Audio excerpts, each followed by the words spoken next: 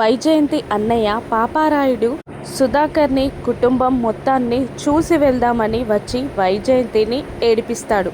ఆ టైంలోనే పాపారాయుడితో కేదార్ జగదాత్రి గొడవ పడతారు. కానీ వైజయంతి టెన్షన్ పడుతూ ఉంటుంది. పాపారాయుడు తన అన్నయ్యని చూసి, మీరు నన్ను తప్పుగా అపార్థం చేసుకుంటున్నారమ్మీ అని అంటూ ఉంటాడు. పాపారాయుడు తప్పుగా అపార్థం చేసుకోవడం ఏంటి, మా ఇంటికి వచ్చి మా పిన్ని పైన అటాక్ చేస్తూ ఉంటే ఊరుకుంటామా, దాత్రి పోలీసులకి కాల్ చేయి అని అంటూ ఉండగా, అదే చెప్తున్నా, తప్పుగా అపార్థం చేసుకుంటున్నావా బాయ్ అంటూ ఉంటాడు కేదార్.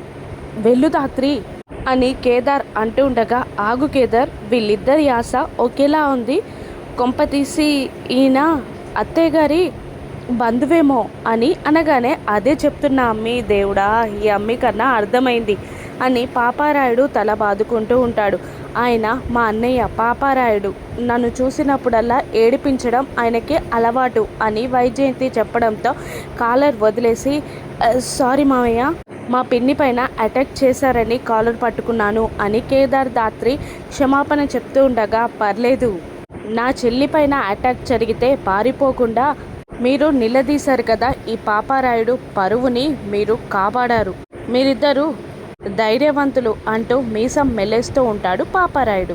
పాపారాయుడిని చూసి టెన్షన్ పడుతూ ఉంటుంది వైజయంతి. వీళ్ళిద్దరెవరు అని అడుగుతూ ఉంటాడు పాపారాయుడు వైజయంతిని. అప్పుడు ఆవిడ ఇలా చెప్పబోతూ ఉండగా, కేదార్ సుధాకర్ మామయ్య అని విషయం చెప్పేలోపే, అన్న లోపలికి వెళ్ళి మాట్లాడుకుందాం పదా అని లాక్కొని వెళ్ళిపోతుంది వైజయంతి. కేదార్ దాత్రిలకి అనుమానం మొదలైపోతుంది. అందరూ కలిసి డైనింగ్ టేబుల్ మీద కూర్చుంటారు. వైజయంతి టెన్షన్గా నిషితో, దాత్రి కేదార్ల గురించి కానీ శ్రీవల్లి గురించి కానీ ఈ మూర్ఖుడికి తెలిసిందనుకో నా పనంతే అని వైజయంతి అంటూ ఉండగా, దాత్రి అందరికీ వడ్డిస్తూ ఉంటుంది. శ్రీవల్లి కూడా అక్కడే ఉంటుంది. శ్రీవల్లిని చూసిన పాపారాయుడు ఇలా అంటూ ఉంటాడు, ఈ అమ్మి ఎవరు వైజయంతి అని అంటూ ఉండగా, వైజయంతి టెన్షన్ పడుతూ ఉండగా నిషిక పనమ్మాయి అనేస్తుంది. కానీ సుధాకర్ నిజం చెప్పాలని, కాదు తను ఇంట్లో మనిషి అనగానే వైజయంతి గుండె జారిపోతుంది. ఈ ఇంట్లో మనిషా అంటే ఈ అమ్మాయికి ఈ ఇంటికి సంబంధమేంది అని కరుకుగా అడుగుతాడు పాపారాయుడు. అప్పుడు తను నీ చెల్లెలి కూతురు అని అనేస్తాడు సుధాకర్. ఇక భయంతో వణికిపోతూ ఉంటుంది వైజయంతి.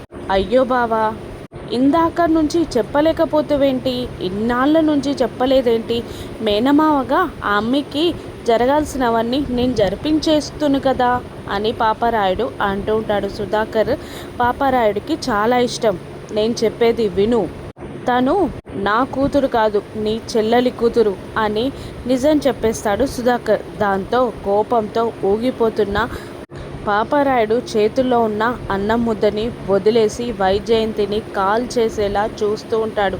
ఇప్పుడు వైజయంతిని పాపారాయుడు ఏం చేస్తాడు? శ్రీవల్లి కూడా సుహాసిని సుధాకర్ల కూతురని బయటపడుతుందా? రాను నెక్సెస్లో చూద్దాం. Thank you for watching.